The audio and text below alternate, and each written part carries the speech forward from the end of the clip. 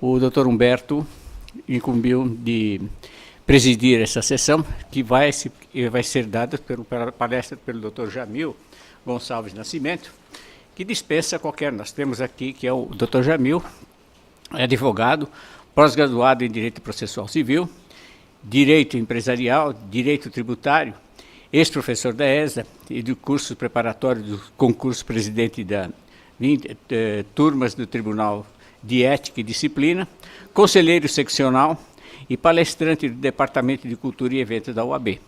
Então, isso é um resumo do currículo, porque se for mencionar todas as prerrogativas do doutor, nós precisaríamos de várias páginas. Mas ele escolheu também o dia para dar uma palestra, justamente que hoje é dia dos advogados, hoje é dia da fundação do curso jurídico, que foi no Império, no tempo de Dom Pedro I, tempo da monarquia, saudosa memória. Então,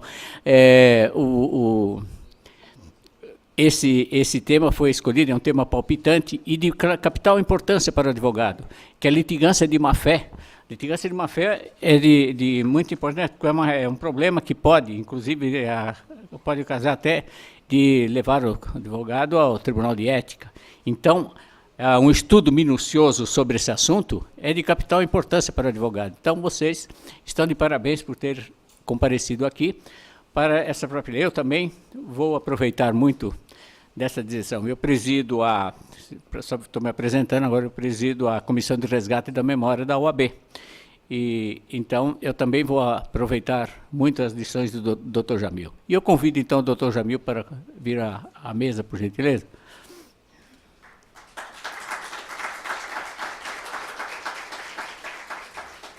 Onde o senhor prefere aqui? Né? Então, feitas essas regressões, eu, sem mais delongas, que o assunto é vasto, e depois nós temos ainda que abrir espaço para os debates, não é? Para perguntas, eventuais perguntas. Então, eu já vou, sem delongas, para passar a palavra ao doutor Jamil. Doutor Jamil, o senhor tem a palavra. Eu escolhi esse tema para falar no dia de hoje, que é a litigância de má-fé e a responsabilidade do advogado, por duas razões muito simples. Primeira, porque nós estamos aí praticamente já entrando no novo Código de Processo Civil.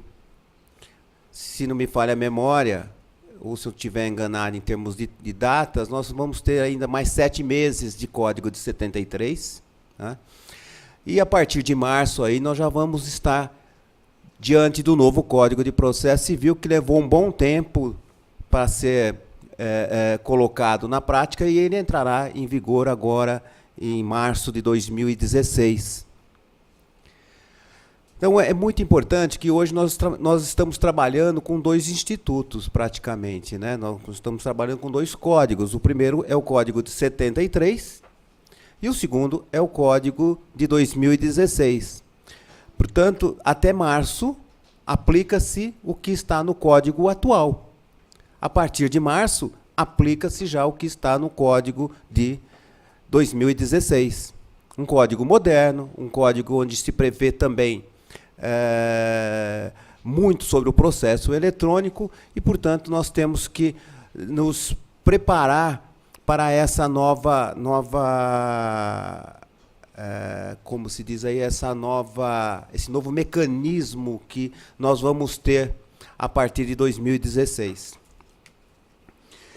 Então, eu vou separar um pouco essa palestra, essa exposição, falar um pouco sobre o aspecto histórico da responsabilidade das partes e também do próprio advogado, buscando um pouco do lado histórico, não será profundo, um pouco do Código atual, na visão dos tribunais de ética, na visão dos tribunais de justiça dos estados e o que muda agora no novo Código de Processo Civil, fazendo um comparativo com a legislação nova, com a legislação atual, que está agora em vigor, que já vai se tornar velha também. Pois bem, essa questão envolvendo a responsabilidade, primeiro, das partes dentro do processo, ela renasce no direito, na antiga Grécia, todos sabem, é o berço da cultura. Na Grécia Antiga, quando se tinha uma discussão em torno de um aspecto civil, as partes eram obrigadas a declarar a lealdade, sob pena de serem multadas por aquilo. Passando da Grécia, veio no direito romano, também colocando-se em primeiro momento, quando se procurava a justiça, se procurava resolver uma questão civil, no momento da propositura daquela demanda, as partes eram obrigadas a declarar, sob pena de ser sucumbentes, que estavam agindo de boa fé e que estavam agindo com lealdade e que iriam agir com lealdade. A parte que perdesse a demanda, o que seria, vamos dizer, o sucumbente, já era condenado de antemão, a pagar uma indenização para o Estado. E essa indenização se chamava multa. Era uma multa que era aplicada ao perdedor da ação e essa multa revertia em favor do Estado.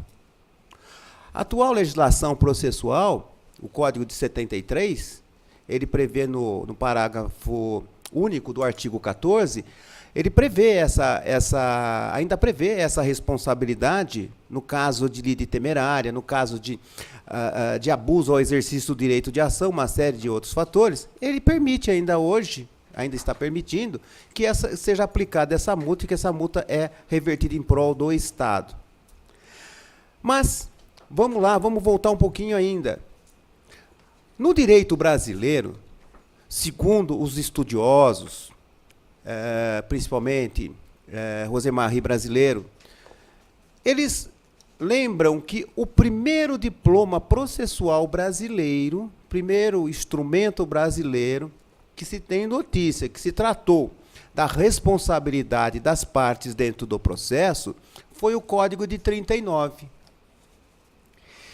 Por incrível que pareça, o CPC de 1939 ainda tem dispositivos dele que são aplicados até hoje. E que, por sinal, não foram revogados pelo atual Código.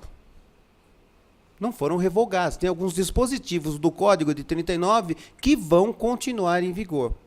E o artigo 6º do Código de 39, ele já expressava de forma bem clara que o perdedor da ação seria penalizado com o pagamento de uma multa. E aí veio o artigo 6º do Código de 39, o 16 também do Código de 39, que tratam muito bem dessa matéria. Mas, como já diziam na época os grandes civilistas e os processualistas, era um código bastante condensado, né? Não foi um código estudado, não foi um código promulgado por uma casa de leis, até porque em 39 a gente já vivia na era da ditadura, né? Estávamos já numa ditadura, Congresso fechado, então o código foi promulgado através de um decreto. E o código vigorou.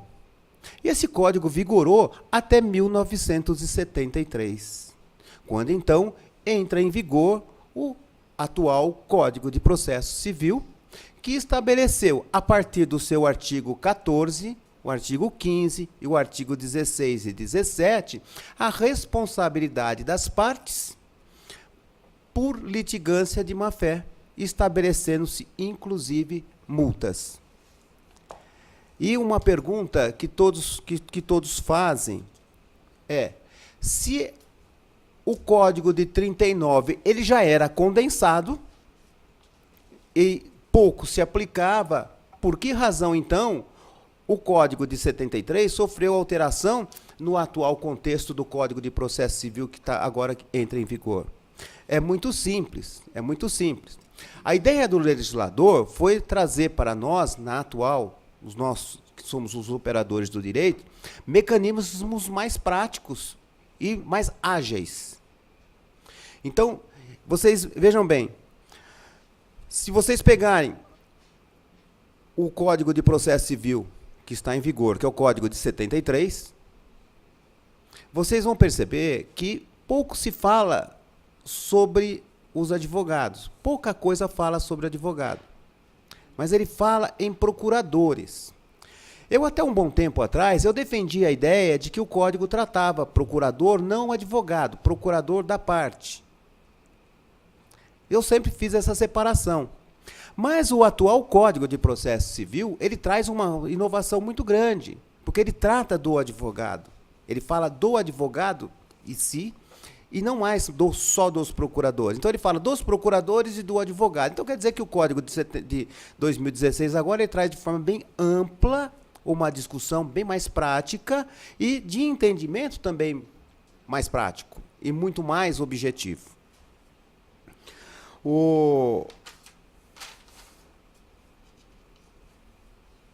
atual código também, o Código de Processo Civil, nesse capítulo que trata da responsabilidade e trata da litigância de má-fé, ele sofreu várias alterações. Ele sofreu, de 73 até agora, ele sofreu várias alterações que foram introduzidas pela Lei 10.358 de 2001, que foi introduzido também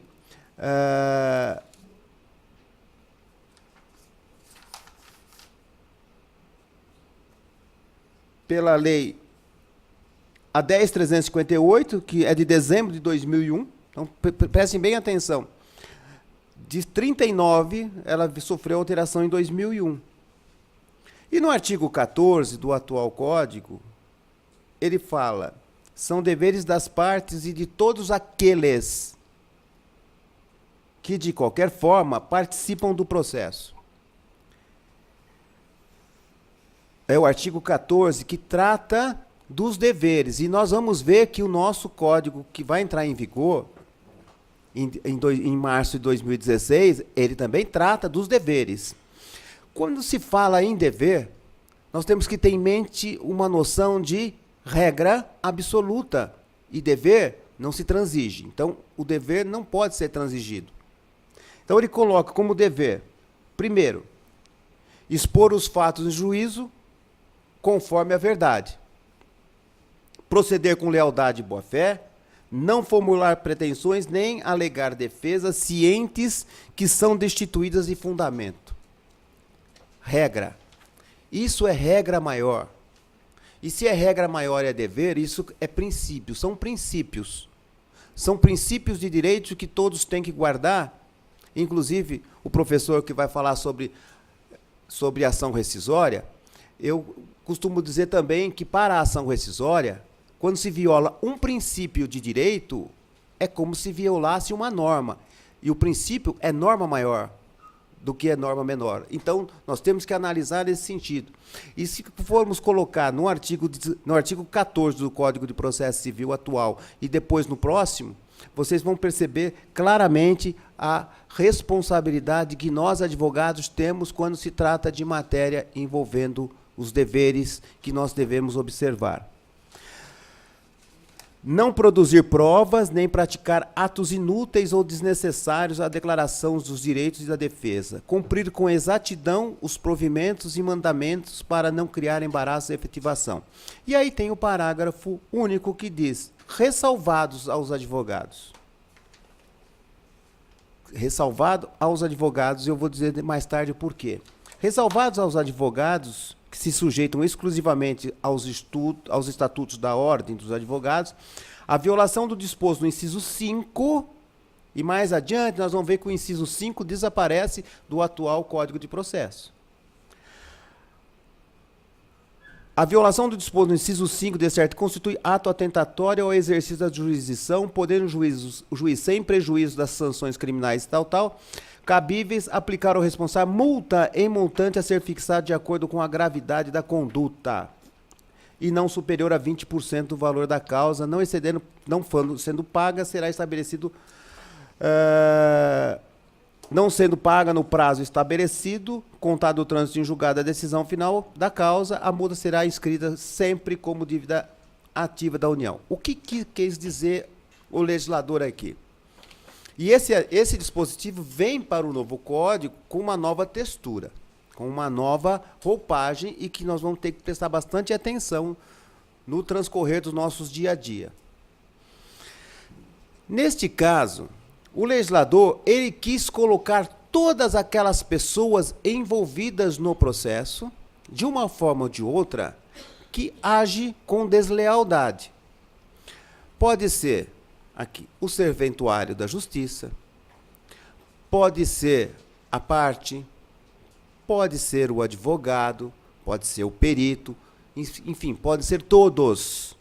Mas só que aqui não está de forma bem clara, tanto que levou a Procuradoria do Estado a ingressar com uma ação de inconstitucionalidade também para incluir aqui, eles aqui, ó, ressalvados os advogados, para colocar ressalvados os advogados e os procuradores do Estado, os defensores públicos e tudo mais. Mas, de qualquer forma, aqui, nesse parágrafo, o legislador quis colocar um pouco do direito romano lá atrás. Para estabelecer, espera um pouquinho, a litigância de má-fé é só para a parte? Só a parte que recebe indenização, a multa só vai para a parte? Não, o Estado também. Então, vamos enquadrar isso também como se fosse um atentado à dignidade da própria justiça, da jurisdição do juiz, da jurisdição num contexto geral. Então, a multa neste caso aqui, ela era aplicada de que forma? Era aplicada de acordo com o valor da ação. Geralmente, o valor da ação é pequeno.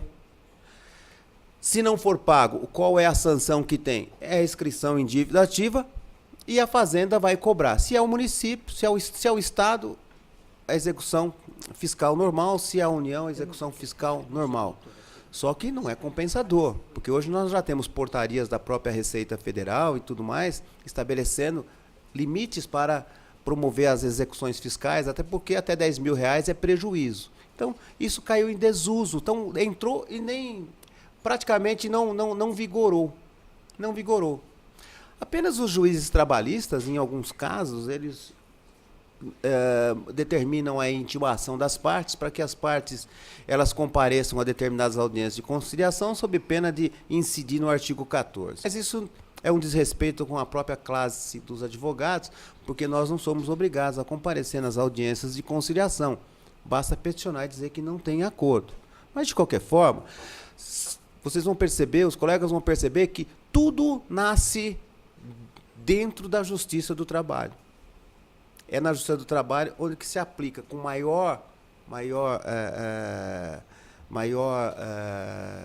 como se diz, é muito mais prático para eles a aplicação de litigância de má-fé, não só a parte, mas também o advogado, do que na própria justiça comum. De sorte que o STJ já praticamente sumulou a questão que o advogado não responde por litigância de má-fé dentro do processo. O artigo 15,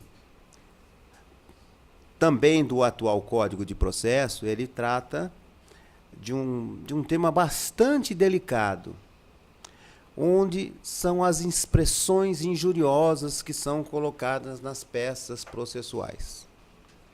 Nós, advogados, temos que esquecer que quem fala no processo é a parte. Nós apenas somos os instrumentos de redação. E se nós somos o instrumento de redação, nós temos que agir com lisura. Não entrar nunca, eu digo, não entrar na onda do cliente. Se for deixar para entrar na onda do cliente, acontece o pior.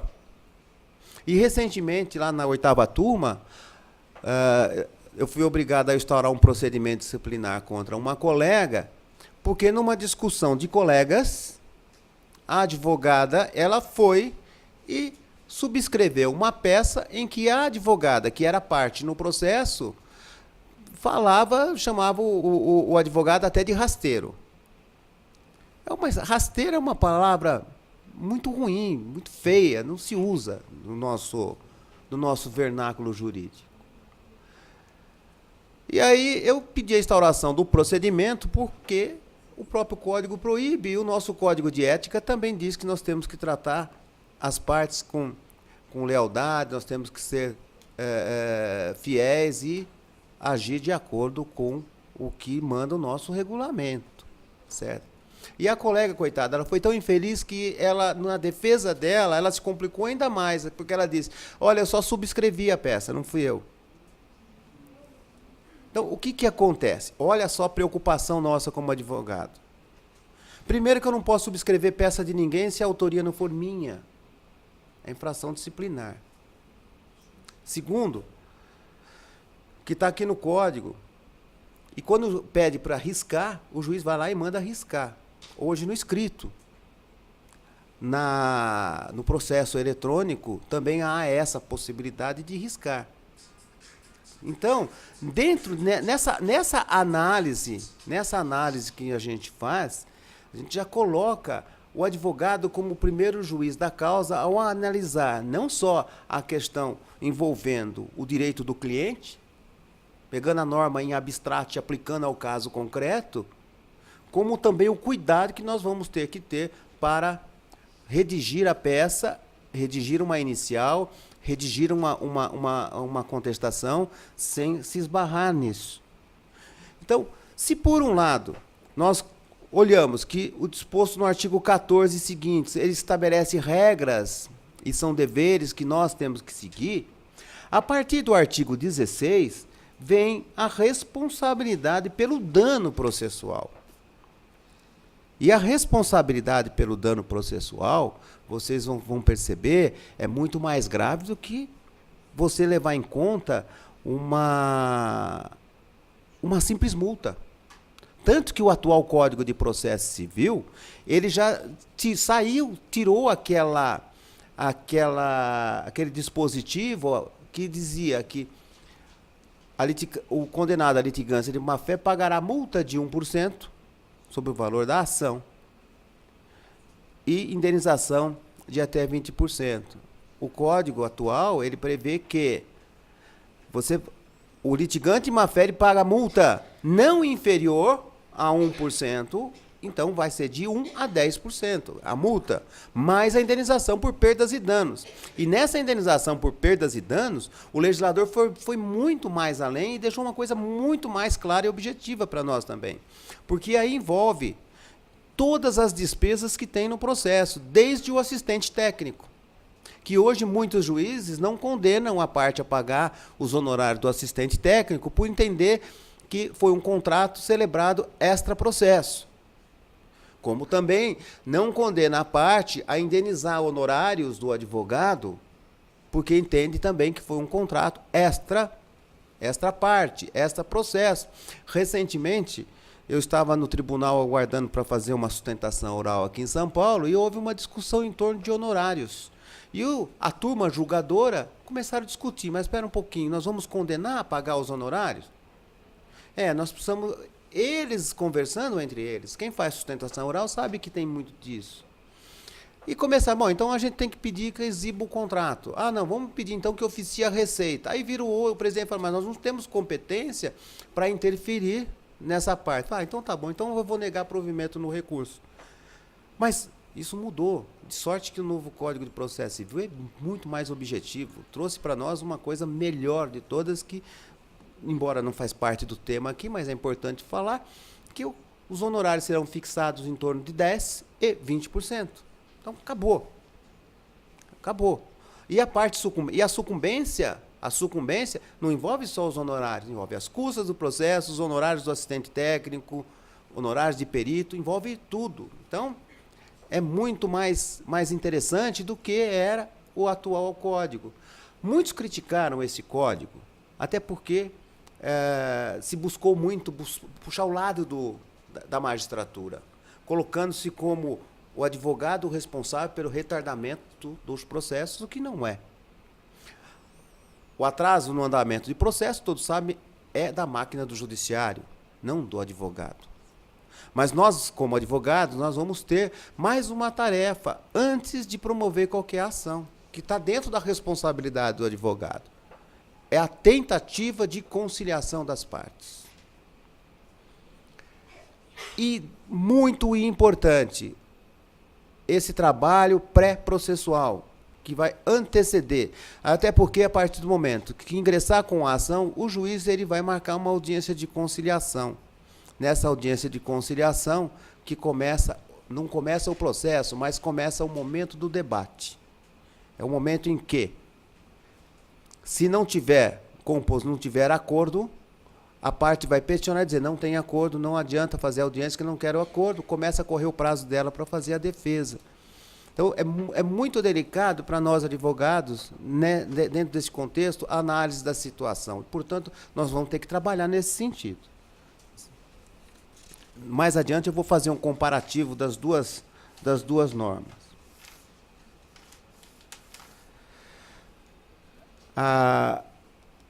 O inciso 2 do artigo 16, do 17, entrando já nesse 17, ele traz todo um rol do que é litigar de má-fé. Que é a deduzir a pretensão ou defesa contra o texto expresso de lei ou fato incontroverso.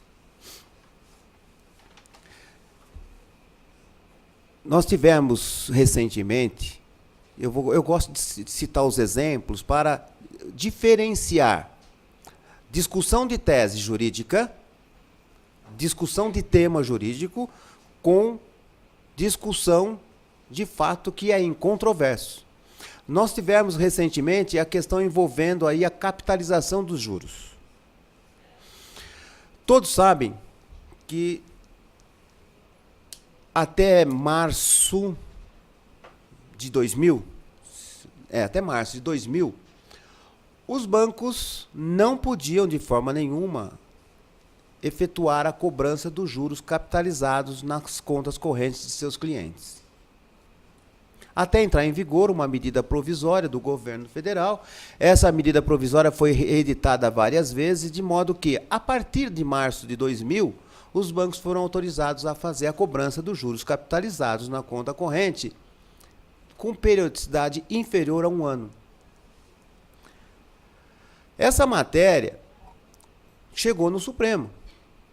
Como foi analisada a repercussão geral, com o voto do ministro Marco Aurélio, e, recentemente, ela foi julgada, entendendo o Supremo Tribunal Federal que a matéria financeira ela tinha caráter de urgência, sim, e poderia ser tratada por medida provisória. Essa foi a discussão travada nessa ação no STJ, no STF. Mas a questão se pode ou não pode ficou superada.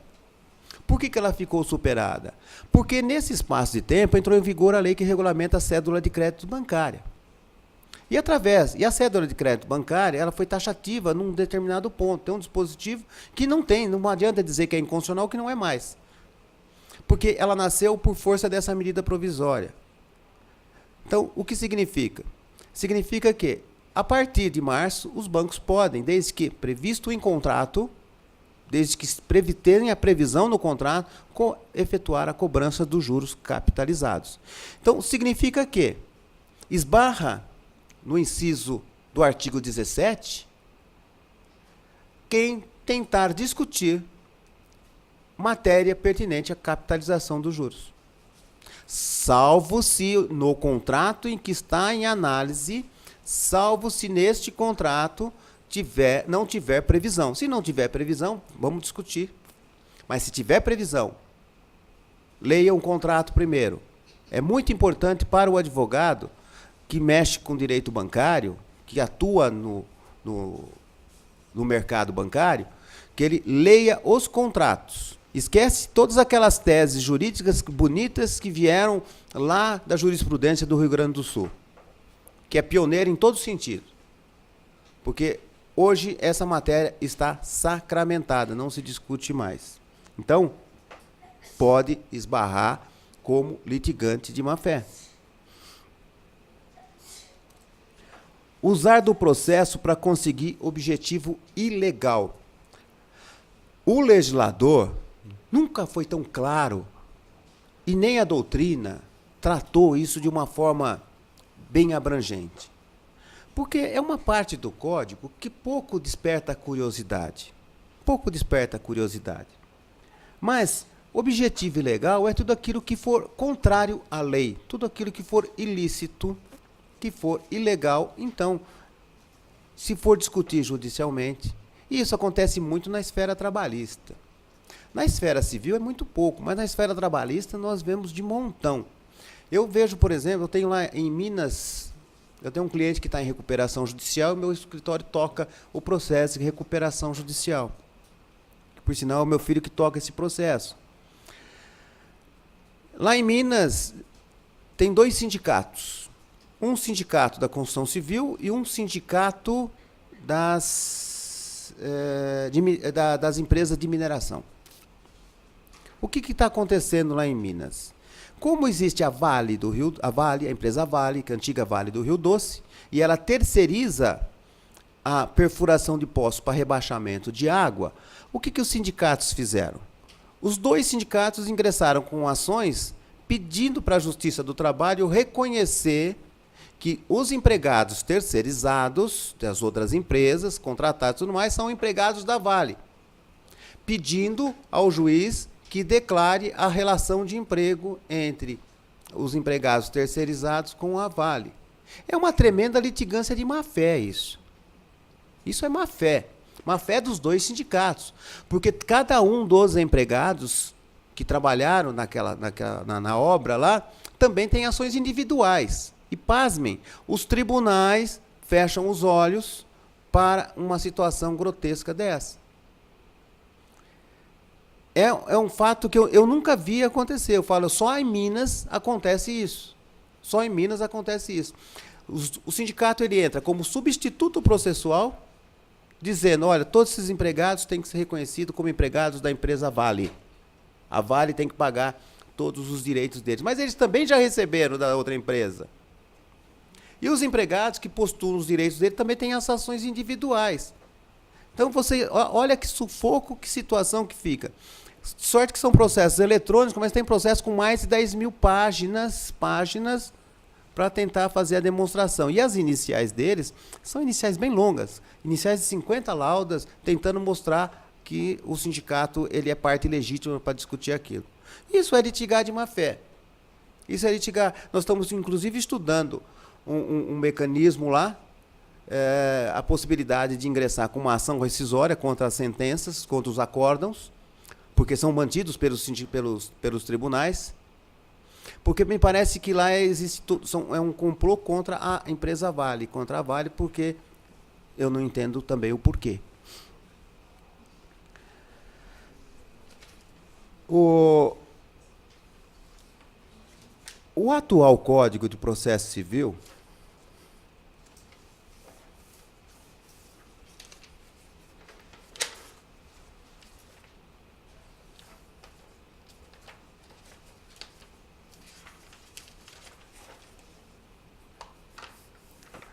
eu vou fazer um paralelo entre um e o outro para vocês verem como que não tem muita coisa que está mudando.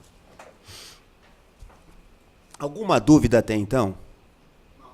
Alguma dúvida? A matéria é chata, mas é importante, viu?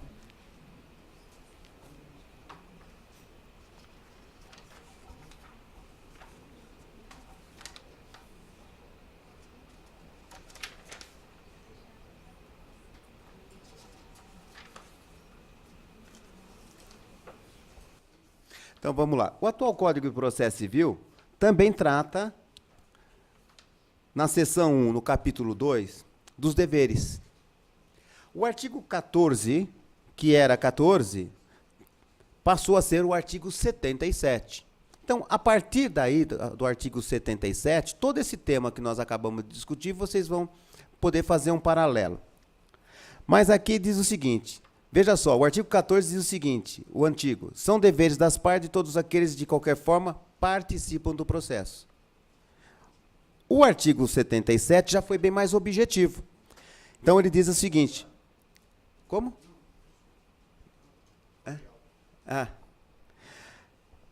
Além de outros previstos neste Código, são deveres das partes e de seus procuradores e de todos aqueles que, de qualquer forma, participam do processo. Ele foi bem mais objetivo. Expor os fatos em juízo conforme a verdade. Não mudou nada. Continua da mesma forma. Só houve uma deslocação do início para uma parte mais avançada. 2. Não formular pretensão ou de apresentar defesa quando cientes de que são destituídos de fundamento. Entra o primeiro participante do processo, que é o advogado. Enquanto o antigo dizia proceder com lealdade e boa-fé e não formular pretensões, nem alegar defesa cientes de que são destituídos de fundamento, aqui o legislador já colocou no inciso 2 do artigo 77, não formular pretensão ou apresentar defesa quando cientes de que são destituídos de fundamento. O inciso 3º do 77, também dentro dos deveres, não produzir provas e não praticar atos inúteis ou desnecessários à declaração ou à defesa do direito. O 5 caiu. Não tem mais o inciso 5. Passou para o inciso 4. No 4, cumprir com exatidão as decisões judiciais de natureza provisória ou final e não criar embaraços à sua efetivação. Vocês vão perceber que o parágrafo único do artigo 14 desapareceu, o inciso 5º também desapareceu, e o legislador deixou de forma bem mais clara aqui. Não, no inciso 4, cumprir com exatidão, com precisão, as decisões jurisdicionais de natureza provisória ou final. Quer dizer, impôs o cumprimento como dever das decisões judiciais, dando força para as decisões, que é início do processo como tutela de emergência, ou tutelas de urgência, que fala, ou quando sendo o provimento final, que é o julgamento de mérito do processo. O artigo 15 passou a ser o 78. E no 78 diz o seguinte, é proibido, né, vedado às partes e seus procuradores, aos juízes, olha só como que é diferente. Olha a diferença que veio e que atinge até o mesmo juiz. É proibido, vedar significa proibir. É vedado às partes, autor réu, a seus procuradores, os advogados, aos juízes, aos membros do Ministério Público e da Defensoria Pública e qualquer pessoa que participe do processo empregar expressões ofensivas nos escritos apresentados. Então, acaba o Código de Processo Civil, pelo menos na esfera civil, na esfera do processo civil, ele acaba com aquelas decisões judiciais, com aqueles trechos de sentenças chulas que os juízes procuram, como brincadeira, atacar a parte, atacar advogado e tudo mais. Acabou. Acabou. Isso não tem mais. E dependendo da frase, o que vai caber? Indenização.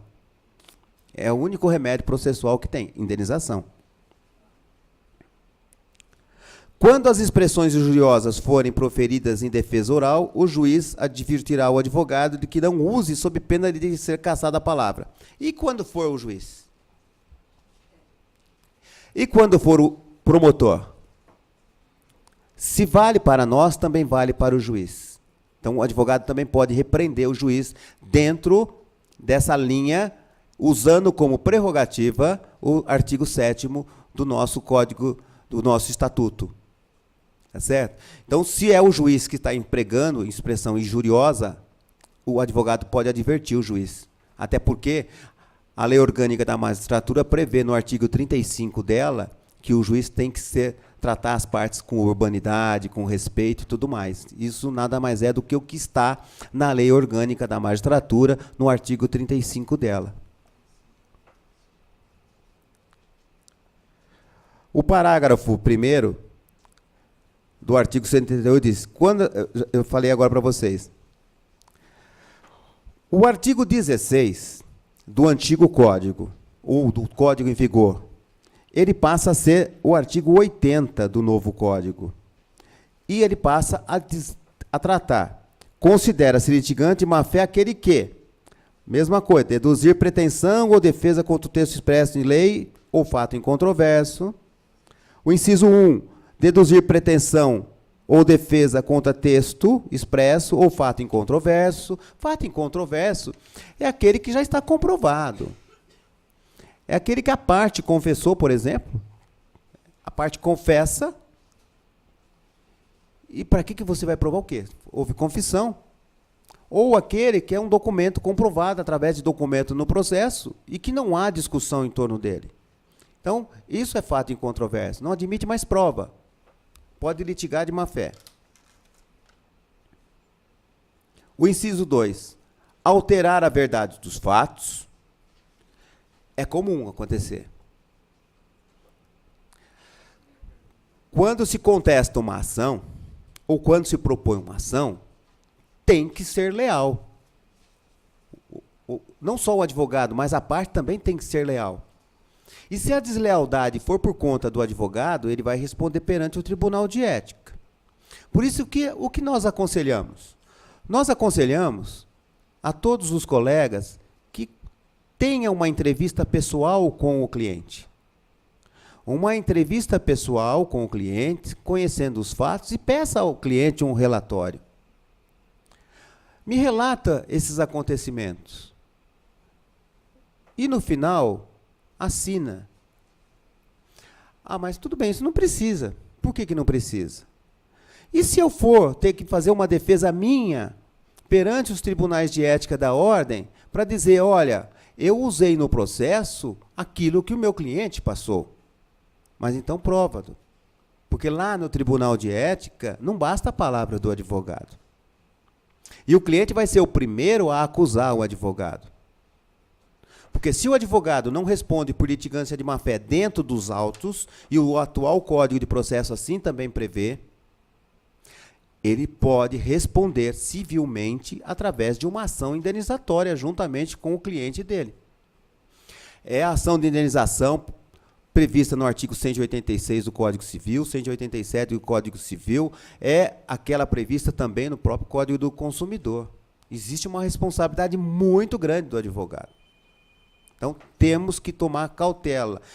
Cautela, eu digo, cautela e caldo de galinha não faz mal para ninguém. Então, não custa nada pedir para o cliente, relate, passe um e-mail, narre os fatos, escreva tudo o que está acontecendo e o que você imagina que a justiça pode trazer para você. Isso é importante, porque pelo menos a gente foge dessa questão, alterar a verdade dos fatos. Isso é muito ruim, porque quando isso acontece, a testemunha na hora ela gagueja, a testemunha na hora olha para o advogado e fala, não é mesmo, doutor? Então, é muito delicado, muito delicado. E se parar no Tribunal de Ética, com certeza, absoluta certeza, a turma, o colegiado, vai julgar a representação procedente e vai suspender o advogado. A pena imposta é essa. Não pensa que lá o pessoal gosta de passar a mão na cabeça, porque não passa, não. Não passa, não. 80. O artigo 80, inciso 3. Usar do processo para conseguir o objetivo ilegal. Objetivo ilegal existe muito. Eu espero que não, que já tenha terminado. Mas acontecia muito na Justiça do Trabalho, com as famosas casadinhas. Conhecem as casadinhas? Os advogados mais antigos conhecem. E os jovens, conhecem? Sabe o que é casadinha? Um acordo entre as partes, que poderia passar na Justiça do Trabalho se a Justiça do Trabalho entendesse que isso seria de jurisdição voluntária. Mas eles entendem que eles não são órgãos homologadores. Tá? Mas o que acontecia era o seguinte, o empregador, com o propósito de ver o contrato de trabalho do empregado quitado, para que ele não reclamasse mais, convidava outro advogado que ingressava com uma ação trabalhista e Antes da citação ou depois da citação, chegava na presença do juiz e o juiz homologava o acordo. O próprio empregado, sentindo-se prejudicado, voltava na Justiça do Trabalho e falava, olha, eu fiz isso sem saber. Aí o juiz lavrava um termo e mandava para a ordem dos advogados. A ordem é pura, mas ele não manda só para a ordem.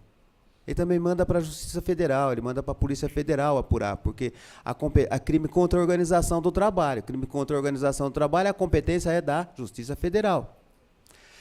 Então ia lá para a Justiça Federal o advogado do reclamante, advogado do patrão, advogado, todos os advogados e mais as partes envolvidas. A parte que se sentir lesada numa situação dessa, abre para ela o direito de promover uma ação indenizatória. Se foi o empregado que foi o injustiçado, ele vai promover uma ação de indenização contra o advogado do patrão, contra o advogado dele e contra o patrão. Se for o empregador que acabou por ser seduzido naquela situação, ele também pode promover. Então, nós, advogados, somos responsáveis. Então, a gente tem que tomar muito cuidado nessas situações para não agir dessa forma. E é muito comum o jovem advogado, eu sempre digo para o jovem advogado, muito cuidado, porque os advogados mais antigos acabam por usar o jovem advogado, porque nós sabemos que a profissão nossa, o dinheiro vem, ele vem sim com o tempo, depois de um bom trabalho prestado, de um fruto de bom trabalho, ele vem devagar, mas ele vem. Mas é muito simples chegar para o advogado, olha, doutor, o senhor não quer participar de um acordo aqui, ou um salário mínimo? Oh, claro, correndo. É só assinar aqui, ó. Ainda mais São Paulo, que leva anos uma inicial para ser na segunda região aqui. O seu trabalho aqui demora muito. E aí o advogado acaba ficando numa situação bastante delicada e pode se prejudicar. Então, muito cuidado para que isso não venha a acontecer.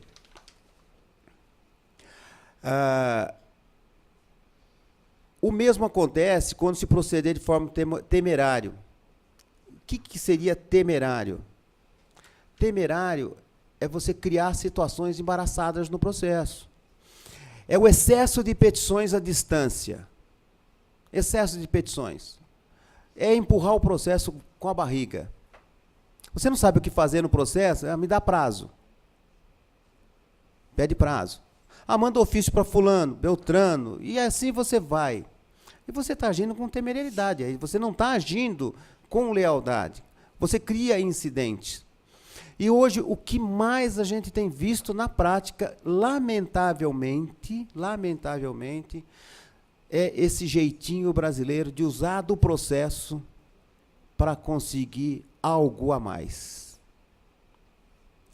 Olha, se eu for colocar para vocês os exemplos que nós estamos vendo no dia a dia, vocês não imaginam, vocês vão falar, não, isso não é verdade. Mas tem. Por isso o advogado, como primeiro juiz da causa, o que ele tem que fazer? Olha, analisa. Às vezes é preferível você perder 10 do que você tomar 10 anos de dor de cabeça. Cabeça no travesseiro, a coisa melhor que tem.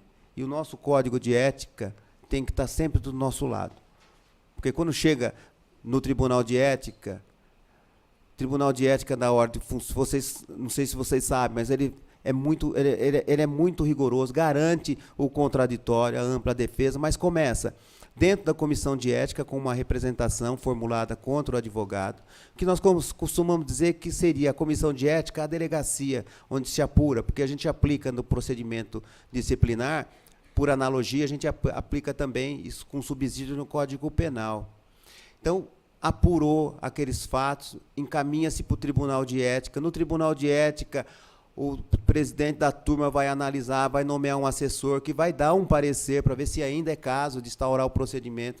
E, quando instaura, abre-se a oportunidade para a defesa.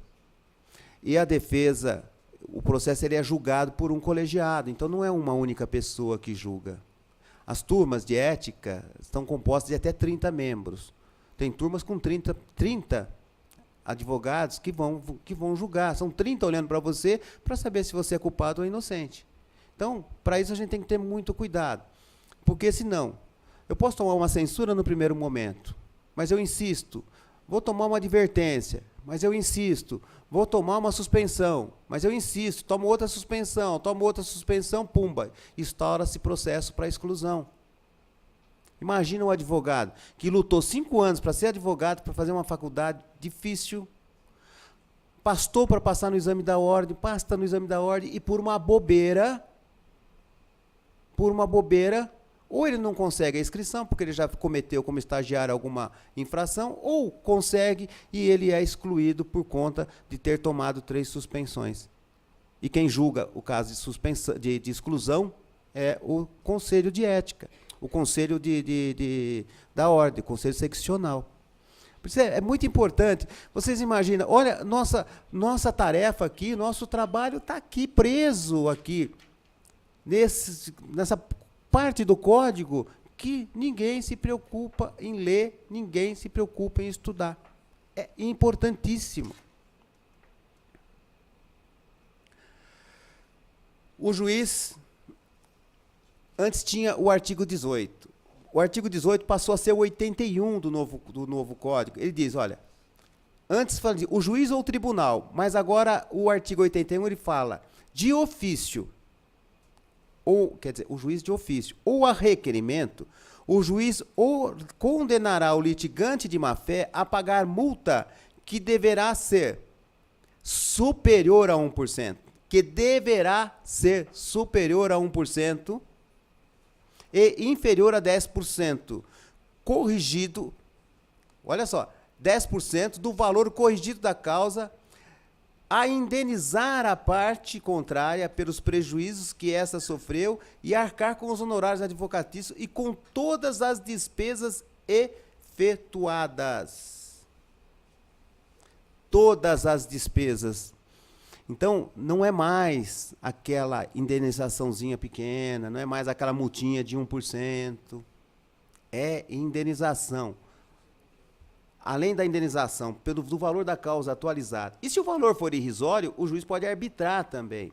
Vai pagar também os honorários do advogado. Então, é muito, muito, muito delicado.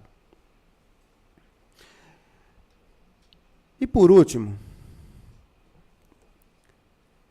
o valor da indenização será fixada pelo juiz ou, caso não seja possível mensurá-lo, liquidará por arbitramento ou pelo procedimento comum nos próprios autos.